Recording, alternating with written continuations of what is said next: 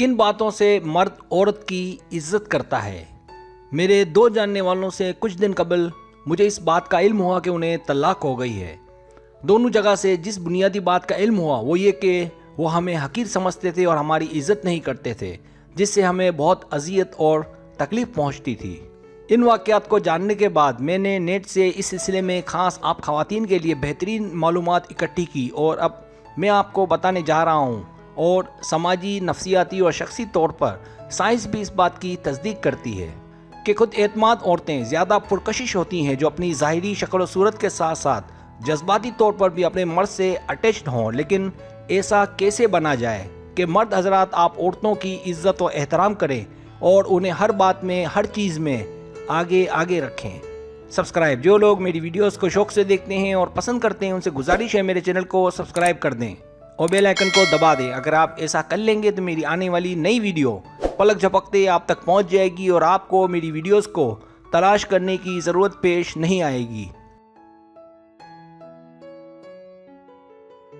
पहली बात, ईमानदार बने। कोशिश करें कि उन्हें जो पसंद हो वो करें और ऐसा कुछ ना करें जो बाद में आपके लिए परेशानी का सबब बने, क्योंकि अगर कुछ ऐसा जो गलत है उनकी नज़र में और आप करती रहीं तो आपको अंदाज़ा नहीं है कि ये एक ऐसा खेल बन जाएगा जिसका इख्तिताम सिवाय नुकसान के और कुछ नहीं होगा। इसलिए उसके लिए ईमानदार बने और जिसमें वो खुश हो वो करें। याद रखें, शादी के बाद आपका ससुराल ही आपका असल घर है, तो अपने आप को उस घर के रंग में रंगने का अमल जारी रखें, क्योंकि उसके मुखालिफ सिमत दोबारा आपके वालिदैन का घर ही है।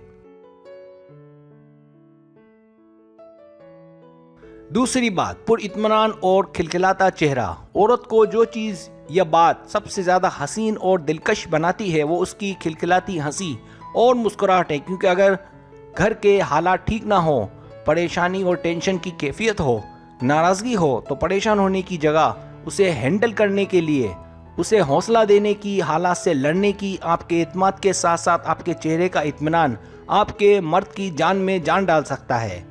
ऐसी बीवी, ऐसी बहू किसी भी घर के लिए फख्र का बाइस बन सकती है। तीसरी बात, हालात पर कंट्रोल। जो औरतें अपने आप को मनवाना चाहती हैं, अपना लोहा मनवाना चाहती हैं और चाहती हैं कि लोग उनकी इज्जत करें, वो हमेशा हर वक्त अपने मर्द का भरपूर साथ देती हैं, क्योंकि ये नहीं बोलना चाहिए कि मर्द और औरत गाड़ी के पहियों की मानिंद हैं। अगर एक भी पटरी से उतर जाए तो पूरी ट्रेन उलट जाती है। इसलिए आपकी तरफ से पूरी कोशिश होनी चाहिए कि ये ट्रेन उस वक्त तक चलती रहे जब तक सांस में सांस है, चाहे हालात और मौसम कैसा ही क्यों ना हो। आपने अपनी मंजिल, अपने स्टेशन पर हर हाल में पहुंचना है और इसमें सवार अपने बच्चों को भी मंजिल पर पहुंचाना है। चौथी बात, अपने आप को मनवाएं। आप चाहे डॉक्टर हों या जॉब करती हों या घरेलू, आपने घर में अगर मालकिन बनकर रहना है तो ये तभी मुमकिन है कि कोशिश करें कि हर काम में आगे आगे रहें और अपने आप को मनवाएं, ना कि किसी के इशारों पर चलें। ससुराल में ऐसी अपनी धाक बिठा दें कि आप ससुराल में राज करें। पांचवी बात, किसी के पीछे ना पड़े, ना पड़ने दें। किसी इंसान के दिल में अपनी जगह बनाने के लिए ये ज़रूरी है कि हम बिला वजह या वजह ना बोले। इसमें हमारी जीत नहीं है कि हम उसे हर बात का जवाब दें, ना सिर्फ जवाब बल्कि ताबड़तोड़ जवाब। अगर आप ससुराल में हैं और लगता है, बल्कि चले मान लिया कि कोई फ़र्द आपके पीछे पड़ा हुआ है और एक वक्त आएगा कि या तो आप अपने ससुराल से या अपने शौहर से हाथ धो बैठेंगी। अब दूसरा तरीका जिसे मौसर माना जाता है वो करें। आप नॉर्मल रहें, उससे ज़्यादा बात ना करें। आप देखेंगी कि मामले में बेहतरी आने लगेगी। बस आपने खुश रहना है और सबको खुश रखना है। एक बात अच्छे से जहन नशीन कर लें जो बहुत ही अहम है। कुछ लोग इस दुनिया में अपनी एक आदत और नेचर के साथ जीते हैं। ये आदत या नेचर ऐसी होती है जिसे बर्दाश्त करना अक्सर लोगों के लिए बहुत मुश्किल हो जाता है, लेकिन ज़रूरी नहीं है कि वो इंसान दिल का बुरा हो। ऐसे बहुत से लोग मैंने अपनी ज़िंदगी में देखे हैं कि बज़ाहिर उनसे दूर रहने का दिल करता है, पर बाद में उनके अमल से हैरत होती है कि ये इतना अच्छा काम कैसे कर सकते हैं।